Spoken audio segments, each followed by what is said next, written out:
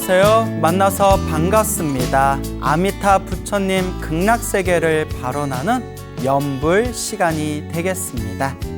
자, 교재를 펼치고 한번 함께 읽어보도록 하겠습니다.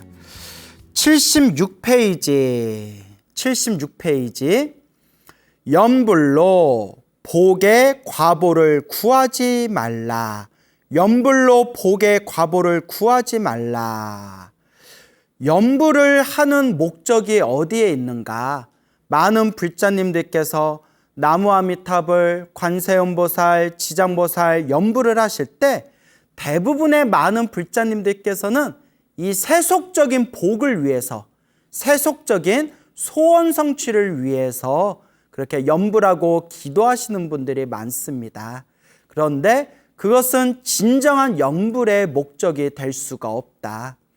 우리가 복을 많이 짓고 그 복을 많이 받아서 잘 먹고 잘 살고 소원 성취가 되고 술술 일이 풀린다 하더라도 복을 다 쓰고 나면 결국 다시 텅 하고 모든 복의 에너지가 다 고갈되고 말 것입니다. 아무리 인간 세상에서 행복하게 살고 아무리 하늘 세계에서 쾌락과 즐거움을 누린다 하더라도 내가 지은 인간과 천상의 복을 다 쓰고 나면 그 모든 복의 에너지가 텅 비고 고갈되어 사라지게 될 것입니다. 그래서 예 큰 스님께서는 복은 화살과 같다라고 말씀하셨습니다. 화살을 하늘 위에다 휙 하고 쏘면 화살이 처음에는 하늘 위로 쭉 올라가다가 그 활의 힘이 다 떨어지면 밑으로 화살이 다시 뚝 하고 떨어지게 되듯이 복도 복이 많을 때는, 내가 지어놓은 복이 많을 때는 하늘 꼭대기까지 쭉쭉 올라갈 것 같다가 그 힘이 다 떨어지고 나면, 복의 힘이 다 떨어지고 나면 다시 밑으로 뚝 떨어질 수밖에 없다. 그래서 우리가 기도를 해서 복을 구한다는 것은 윤회 세상에서 내가 쓰고 버리고 다시 내가 닦고 다시 더럽혀지는 그런 무상하고 덧없는 하나의 꿈과 같을 뿐이다 라고 선지식들께서는 말씀하셨습니다. 그러면 연불의 진정한 의미가 무엇일까요? 바로 생사윤회에서 벗어나는 것, 그리고 혼자서만 생사윤회에서 벗어나는 것이 아니라 완전한 깨달음을 얻고 모든 중생을 제도하는 것, 더 정확히 말하면 자타일시 성불도, 나와 남이 일시에 다 함께 성불하는 것, 불도를 이루는 것, 이것이 연불수행의 진정한 목표입니다. 우리가 나무아미탑을 연불을 해서 극락세계에 태어난 것은 나 혼자 즐거움을 누리거나 나 혼자 행복을 누리기 위해서 극락세계에 태어나는 것이 아닙니다. 그것은 극락세계를 만드신 아미타 부처님의 진정한 뜻이 아닙니다. 극락세계는 성불학교입니다. 극락세계 성불학교에 들어가면 아미타 부처님과 수많은 보살님들을 스승과 도반으로 모시고 열심히 수행하고 정진해서 성불을 보장받게 되는 것이 극락세계 성불학교의 본래 목표가 되는 것입니다. 성불학교에서 우리가 깨달음을 얻으면 어떻게 해야 될까요? 다시 이 중생세상, 이 윤회 세상으로 다시 돌아와서 저 수많은 중생들을 우리가 제도하는 것, 그것이 성불학교에 입학하고 성불학교에서 졸업한 뒤에 중생을 제도하는 그런 극락세계의 진정한 의미가 담겨져 있는 것입니다. 그렇기 때문에 연불을 할 때 복을 구하기 위해서 연불하지 말아라. 세속적인 소원 성취를 위해서 연불하는 것은 진정한 연불의 목표가 아니다라는 내용이 지금부터 이 책에서 펼쳐지게 되는 겁니다. 그래서 한번 여러분들이 이 책에 있는 내용을 함께 잘 읽어보면서 나는 과연 어떤 마음으로 연불하고 있었는지 스스로를 잘 관찰해 보시기 바랍니다. 어느 노보살님께서 저한테 이런 말씀을 하셨습니다. 스님, 저는 지금까지 절에 30-40년 넘게 다녔는데 극락세계와 천상세계를 구분을 못했습니다. 아무도 그런 이야기를 해주지 않아서 그냥 극락세계는 천상세계 중에서 가장 좋은 세계가 극락세계인가 보구나 그렇게 생각했을 뿐입니다. 하지만 스님 법문, 스님 강의를 듣고 극락세계는 윤회 세상에 있는 천상세계가 아니라 중생을 성불시키는 성불학교구나. 저 극락세계 태어나면 쾌락과 즐거움을 누리는 게 아니라 저 극락세계 성불학교에서 성불을 보장받고 그렇게 수행하고 정진하는 그런 바로 성불시키는 학교가 성불학교구나라는 것을 제가 새롭게 알았습니다. 그래서 스님 제가 늙음하게 지금은 매일매일 나무아미타불 연불 하면서 극락세계 성불학교 태어나기를 발언하고 있습니다. 스님 너무 감사합니다 라는 그런 인사말을 제가 들은 적이 있습니다. 그래서 제가 너무나 마음으로 기뻤습니다. 왜냐하면 이렇게 많은 불자님들이 극락세계 이 성불학교의 진정한 의미에 대해서 잘 모르다가 이제 나의 강의를 듣고 또한 나의 부족하지만 나의 부족하나마 나의 이 법문을 듣고 이렇게 극락세계 성불학교의 진정한 의미에 대해서 그렇게 눈을 뜨고 계시는 불자님들이 주변에 점점 늘어나고 있구나라는 것을 알게 되면서 마음으로 너무나 그런 기쁜 생각이 일어났습니다.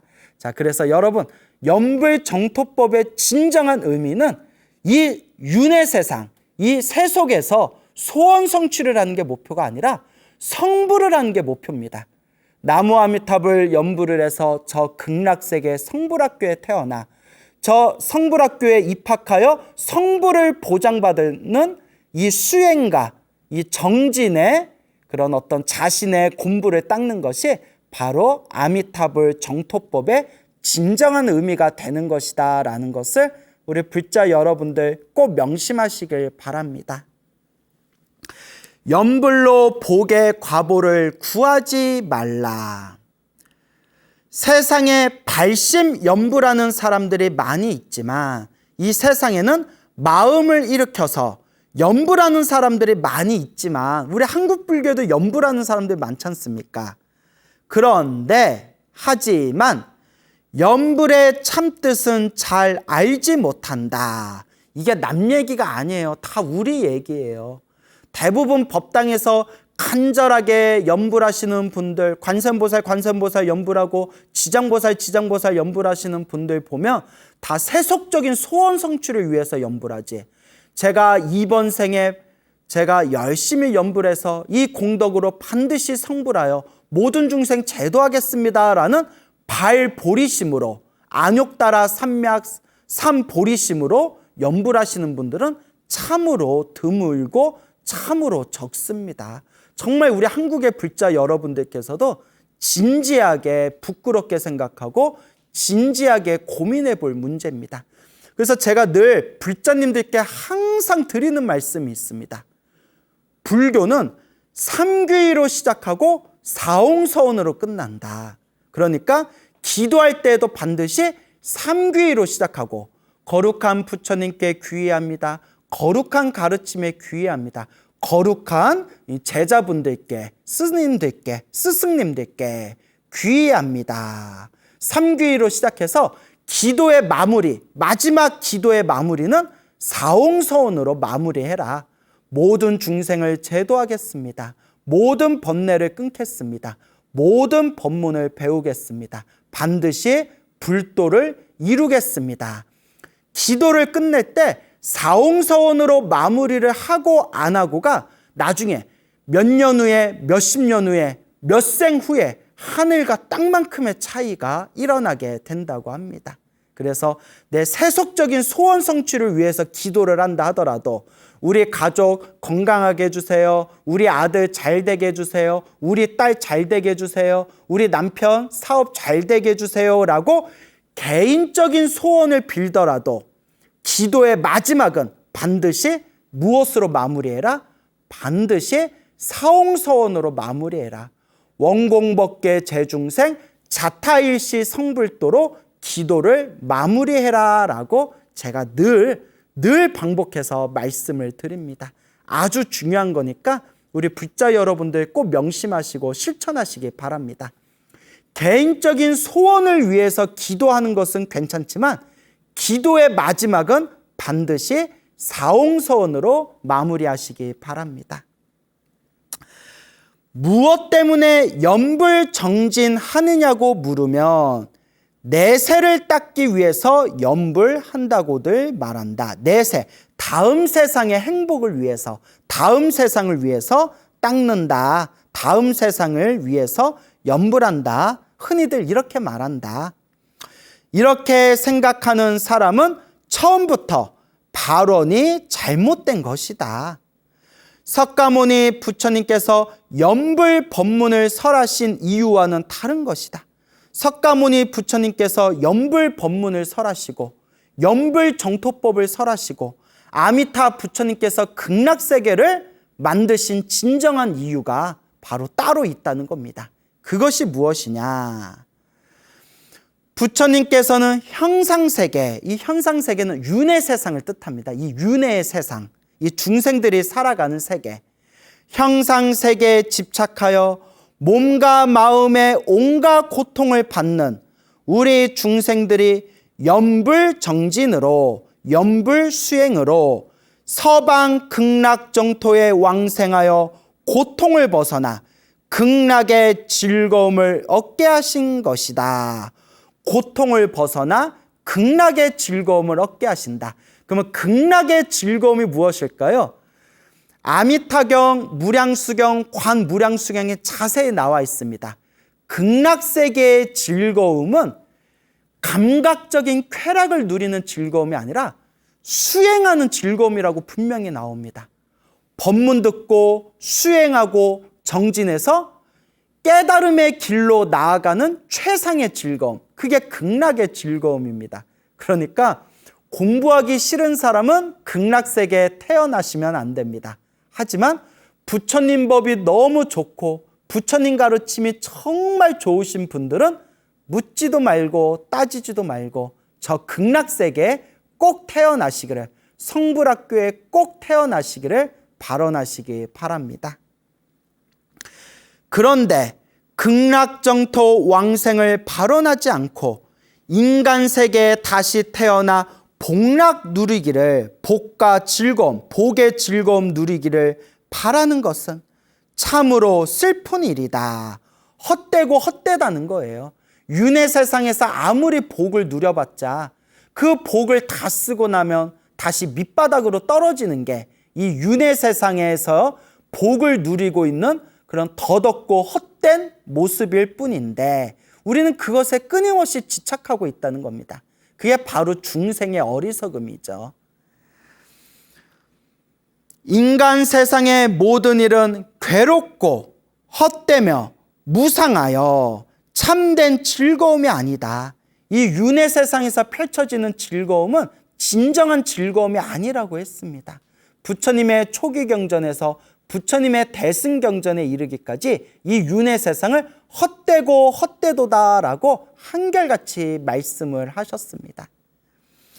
부귀영화를 얻어 세간의 재물과 명예, 기름진 음식과 쾌락 등 5가지 즐거움을 누릴지라도 이것들은 조금도 참된 즐거움이 아니다. 이러한 감각적인 즐거움, 감각적인 쾌락은 진정한 행복이 아니라는 거예요. 어떤 분께서는 이걸 마약의 비유를 드시더라고요. 뭐 우리가 마약을 해본 적은 없지만 그 이야기는 많이 듣지 않습니까? 뭐 TV라든가 영화라든가 드라마에 많이 나오지 않습니까? 마약에 중독되면 그 마약의 그 강렬한 쾌감의 맛에, 그 마약이라는 강렬한 쾌락에 의해서 도저히 마약을 끊을 수가 없답니다. 그리고 이 마약을 실제로 하는 사람들은 인생의 모든 즐거움 중에서 최고의 강렬한 쾌감이 바로 마약이라고 그렇게 고백할 정도입니다. 근데 여러분, 상식적인 생각을 가지고 있는 사람들은 마약을 통해서 얻는 쾌락과 즐거움, 기쁨을 진정한 기쁨, 진정한 즐거움이다라고 말합니까? 아닙니다. 상식적인 사람들은 다들 알고 있습니다. 무엇을 알고 있냐? 당장 마약을 맞으면, 당장 마약을 하게 되면 지금 당장은 강렬한 쾌감을 누리는 것 같지만 결국은 안으로는 몸과 마음이 썩고 있다는 것을 알고 있기 때문입니다. 아무리 강렬한 쾌락이라 하더라도 내 몸과 마음을 썩히면서 내 생명줄을 갉아먹으면서까지 그 마약의 즐거움, 마약의 쾌락에 우리는 손대지 않는 것입니다. 그것이 헛되고 어리석고 진정한 즐거움이 아니라는 것을 알기 때문입니다. 그와 같은 비유로 우리가 중생들이 평범하게 느끼고 있는 그런 명예욕, 권력욕, 재물욕, 그런 어떤 성욕, 맛있는 음식을 먹는 식욕, 이런 것들도 부처님 눈에서 보면, 불보살님 같은 청정하신 분들 눈에서 보면 마약을 하는 것과 다를 바가 없다. 마약같이 일시적인 쾌감일 뿐이지, 일시적으로 누리고 있는 즐거움, 쾌락일 뿐이지 진정한 행복이 아니다라는 그런 비유의 말씀이 되는 겁니다. 그런데 이런 말씀은 정말 공부하는 불교 신자들이 아니면 정말 깨달을 수가 없는 겁니다. 이 세상에 수많은 사람들이 있지만 대부분의 사람들은 이런 욕망, 욕심, 집착에 끄달리고 있습니다. 웬만큼 절에 다녀서 수행을 한 사람들조차도 이 욕망과 욕심과 집착을 끊어내기가 참으로 어렵습니다. 그래서 부처님께서도 이 중생들이 스스로 번뇌와 망상과 집착을 끊어내어 이 자리에서 깨달음을 얻고 열반을 성취하기가 참으로 어렵다라고 그렇게 부처님께서도 말씀을 하셨던 거죠. 그래서 우리는 더욱더 꾸준히 닦아야 됩니다. 꾸준히 닦으면서 꾸준히 깨달음과 열반과 성불의 길로 나아가야 됩니다. 여러분, 그래도 이렇게 놀기 좋고 이렇게 누릴 게 많고 이렇게 즐거움과 쾌락에 빠질 만한 것들이 많은 세상 속에서 그래도 이렇게 자신의 소중한 시간을 내어 불교 TV를 보면서 부처님 가르침을 공부하겠다는 마음을 일으킨 분들은 정말 이 오타각세 말법 시대의 연꽃과 같은 분들입니다. 저는 분명히 그렇게 생각을 합니다. 이 말법 시대, 이 오타각세, 정말 이렇게 쾌락을 누릴 게 많은 시대에 그래도 이렇게 자신의 소중한 시간을 1시간, 2시간 자신의 시간을 내어서 불교 TV에서 부처님의 가르침을 공부하고 있는 분들은 정말 과거 전생에서부터 착한 뿌리를 심으셨던 분들입니다. 하지만 지금 자신의 이 순간에 만족하지 마시고 교만에 빠지지 말고 끊임없이 우리의 번뇌와 망상과 집착을 소멸할 수 있도록 꾸준히 잘 닦아 나아가셔야 됩니다.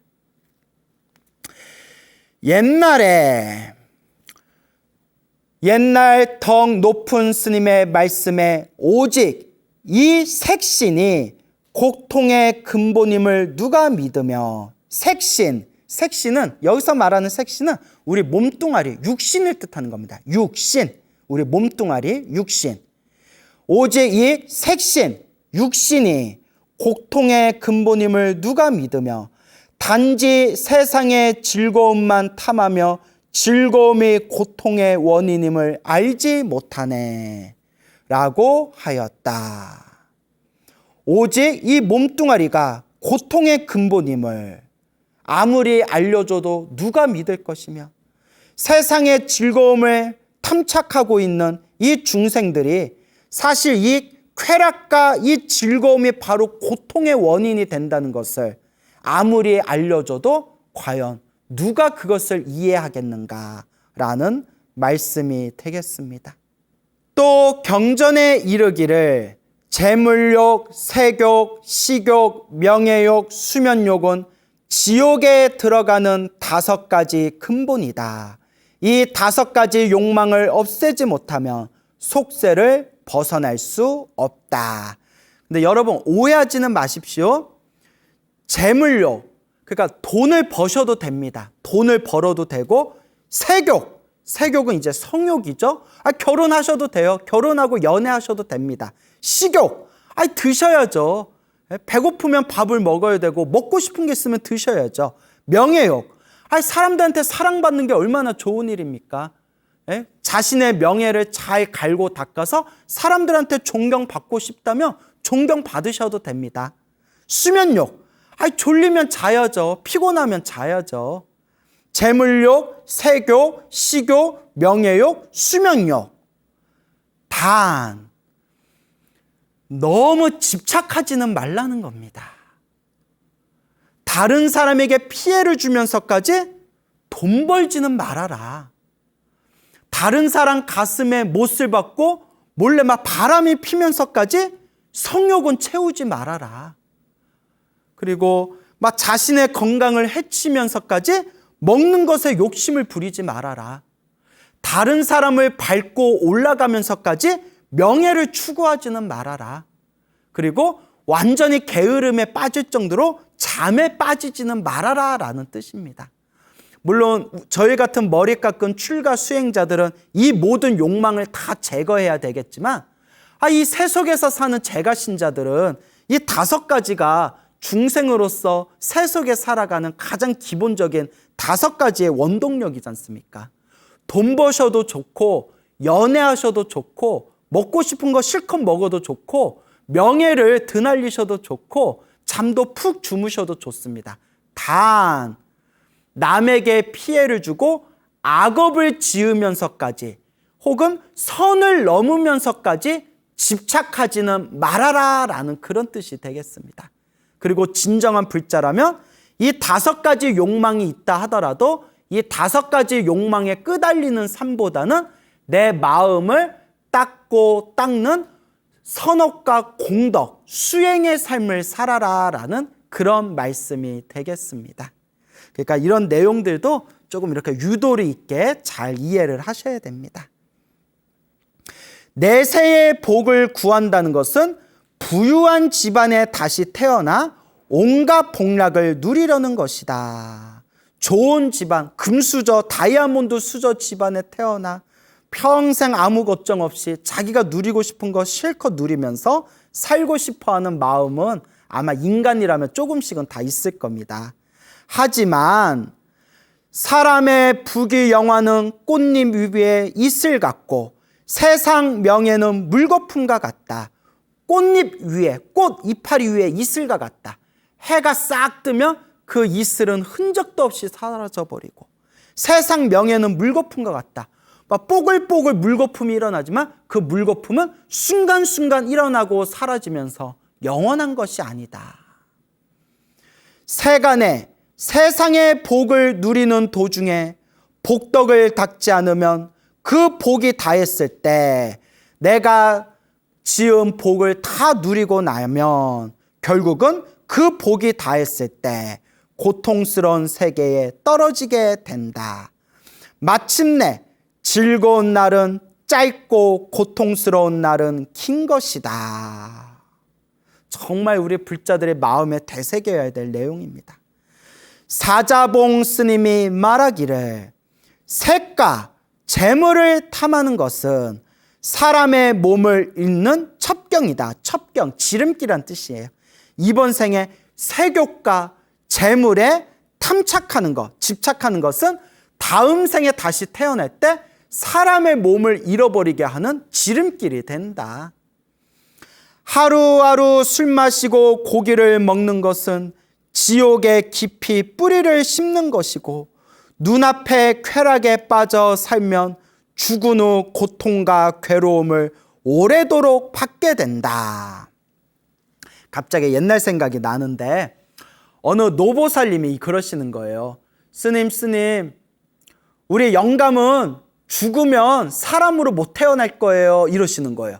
왜 그렇게 헌담을 하세요? 했더니 맨날 술만 마셔요. 맨날 술만 마시고 맨날 술에서 깨어날 줄 몰라요. 저렇게 맨날 술만 마시니 죽은 뒤에 어디에 다시 사람으로 태어나겠어요? 미치고 팔짝 뛰겠어요? 이러시더라고요, 노보살님이. 근데 어느 날 노보살님이 오시더니 스님 제가 궁금한 게 있습니다. 아니 왜요?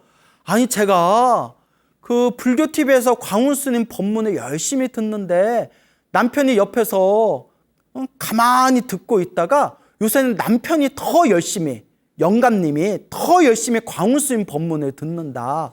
근데 광우스님 법문을 들으면서 꼭 술을 마시면서 나무아미타불 관세음보살 하고 이렇게 술을 드시고 지장보살 하고 이렇게 술을 드신다는 거예요. 술 마시면서 염불 해도 됩니까? 그래서 보살님이 여보, 염불을 하려면 절에 가서 해야지 왜 그렇게 경망스럽게 술을 마시면서 염불해요? 이랬더니 그 거사님, 영감님께서, 거사님께서 하시는 말씀에 광우스님 법문도 못 들었어? 아무리 악업이 많아도 지극한 마음으로 염불하면 죽어서 지옥은 안 떨어진다고 저번에 법문하셨잖아. 그러니까 내가 술 마시면서 이렇게 염불하면서 술 마시면 내가 그래도 다음 생에 지옥은 안 떨어지겠지? 그러면서 술 마시면서 나무아미타불 관세음보살 이렇게 또 술을 드신대요. 그래서 보살님이 물어보시는 거예요. 그래도 되냐고. 그래서 제가 이렇게 말씀드렸어요. 보살님, 물론 술을 마시면서 염불하는 거는 원칙에 어긋납니다. 원칙에 어긋납니다.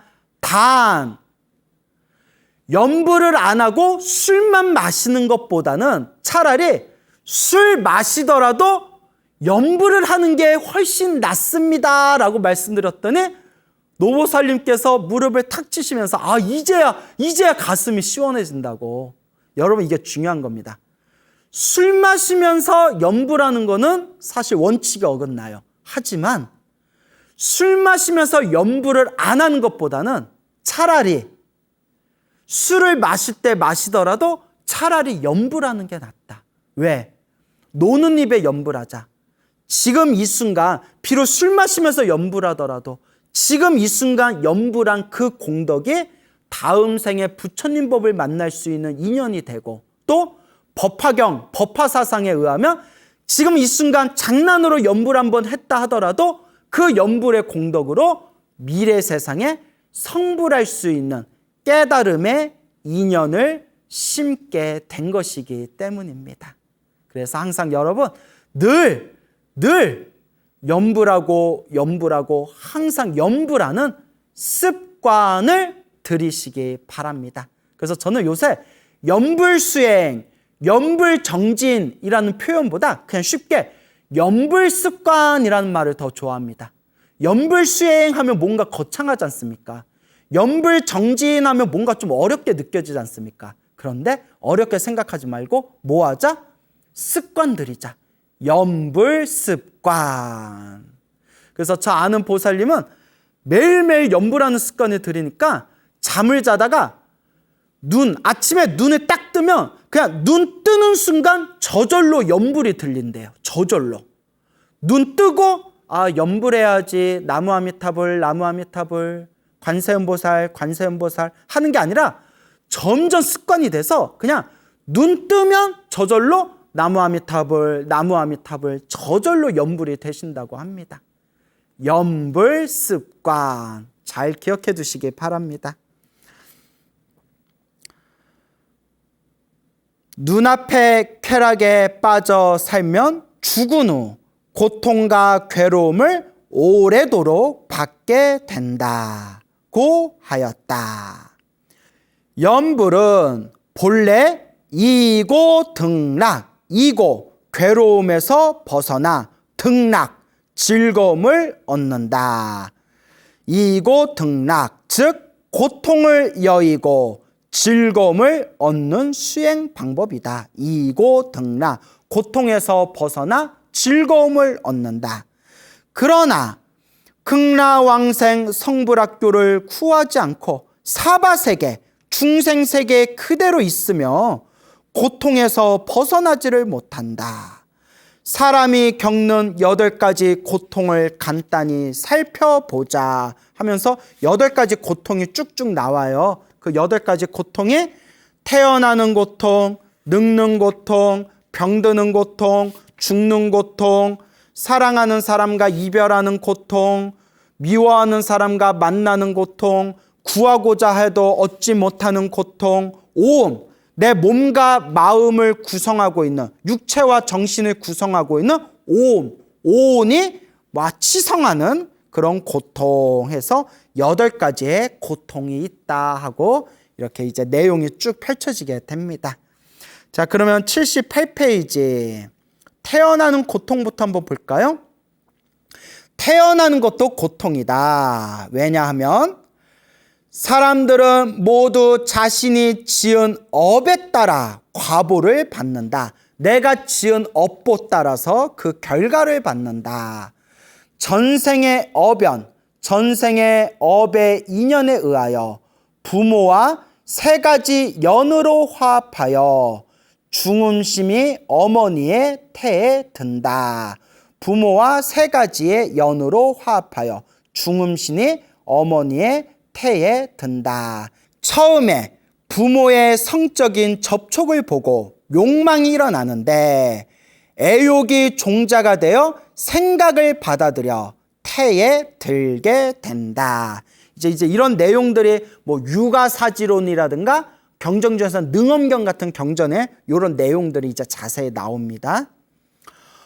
어머니 태 안에 있는 동안, 자궁이란 뜻이에요. 어머니 자궁 안에 있는 동안 어머니가 뜨거운 것을 먹을 때에는 화탕지옥처럼 뜨거운 고통을 느끼고, 차가운 것을 먹을 때는 한빙지옥처럼 차가운 고통을 느끼게 된다.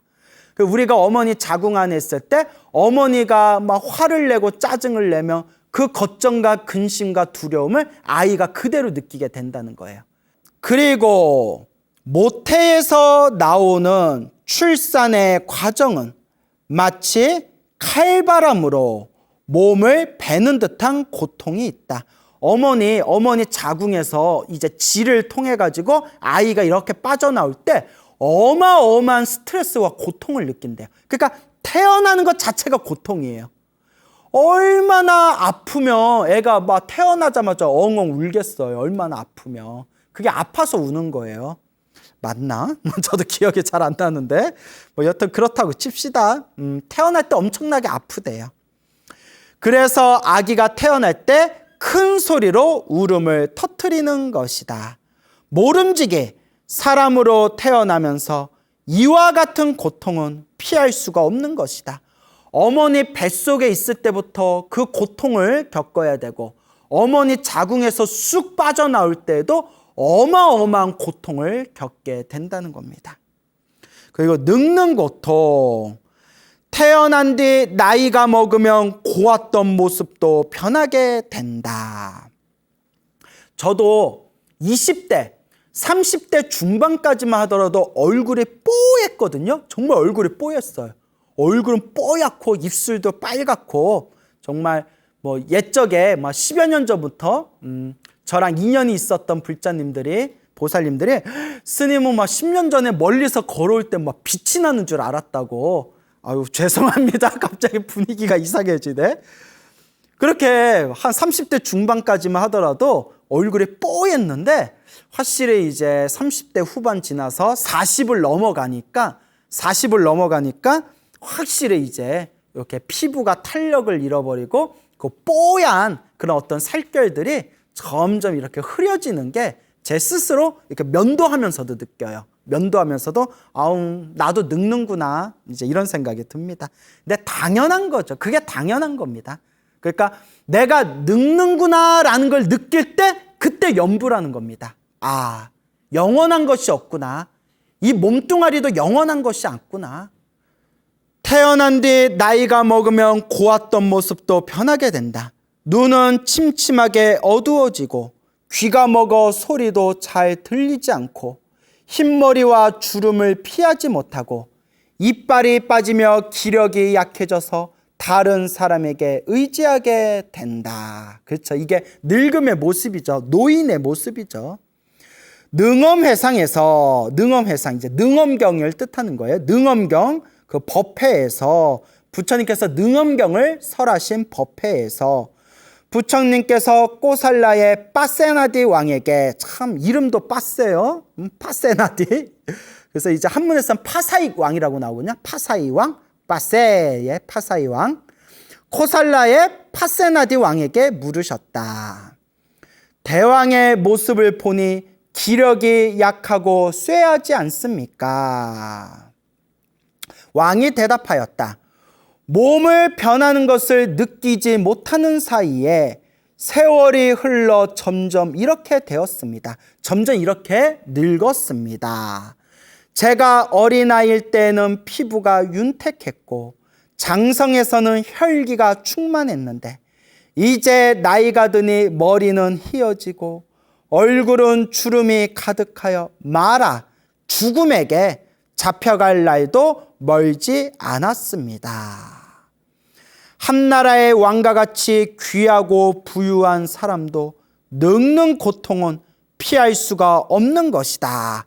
그래서 진시황 같은 사람은 늙기 싫고 죽고 싶지 않아서 불로장생약을 막 구하러 다녔지 않습니까? 하지만 결국 죽었습니다. 세상의 모든 황제들이, 이 천하를 움켜주던 수많은 황제들이 영원토록 살고 싶었으나 결국은 모두 다 죽게 되었습니다. 심지어 그 역사 기록에 보면 징기스칸조차도, 저 몽골의 대황제 징기스칸조차도 자기가 이제 얼마 안 있으면 이제 죽을 날이 점점 가까워지니까 저 중국 대륙에 전징교라는 도교의 파가 있었습니다. 도교는 이제 신선도를 닦는 거지 않습니까? 신선도. 그래서 그 전징교라는 당시 중국의 가장 큰 세력을 이뤘던 신선이 되는 신선도를 닦는 그 전징교의 그 유명한 도인을 이제 징기스칸이 직접 초빙을 합니다. 그때 징기스칸을 만난 사람이 장춘진인이라는 사람이었습니다. 장춘진인이라는 사람이 이제 징기스칸을 만났을 때 징기스칸이 질문을 했답니다.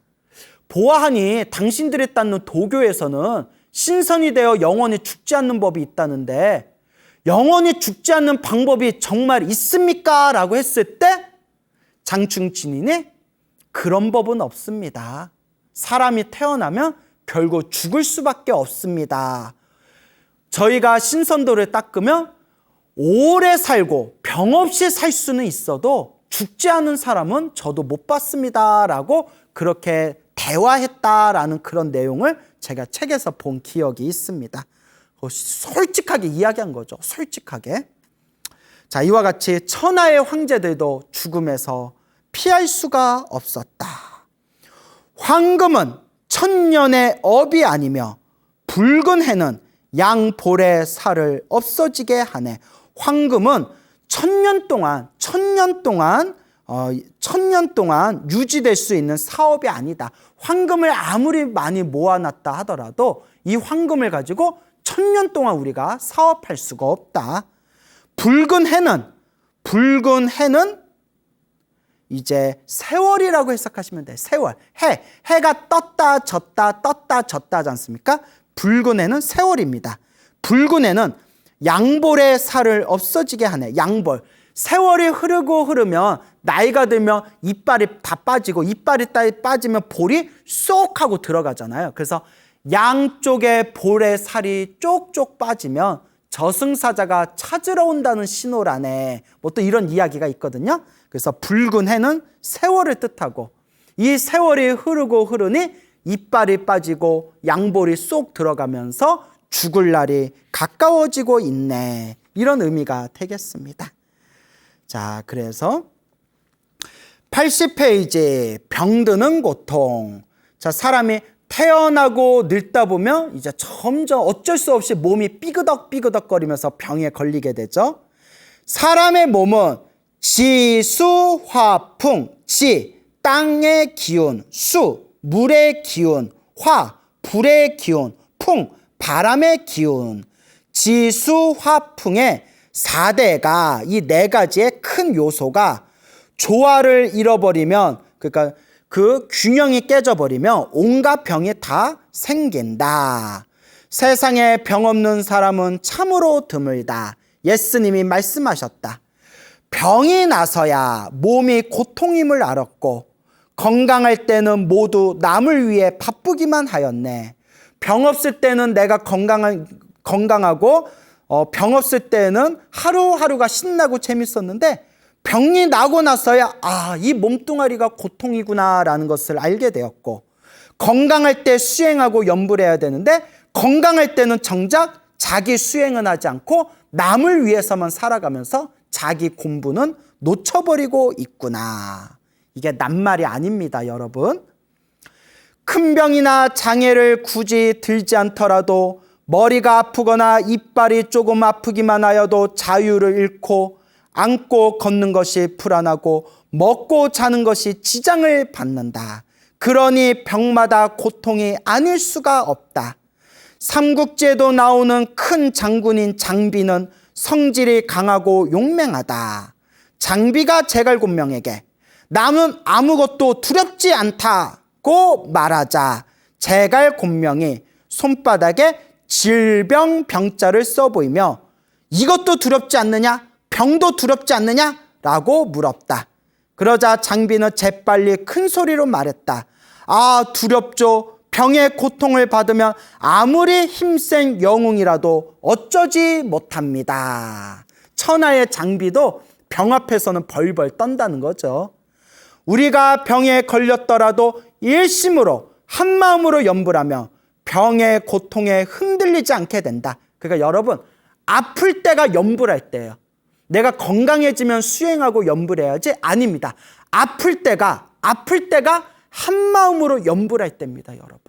그리고 솔직히 저도 제 출가 생활을 돌아보면서 제가 몸이 아플 때 가장 염불이 잘 됐어요. 왜냐? 부처님 제발 살려주세요. 몸이 아플 때 염불이 제일 잘 됐습니다. 그렇지만 아프고 싶지는 않습니다, 저도. 이렇게 하면 목숨을 마칠 때 100가지 고통이 몰려오더라도 자연히 다스릴 수 있게 된다. 그래서 태어나는 것이 고통이요, 늙는 것이 고통이요, 병드는 것이 고통이다. 그리고 다음 시간에는 죽음의 고통을 이어서 계속 우리가 공부해 나아가도록 하겠습니다. 여러분, 항상 노는 입에 염불하면서 이 마음을 잘 닦아 나가는 불자 되시기 바랍니다. 성불하십시오.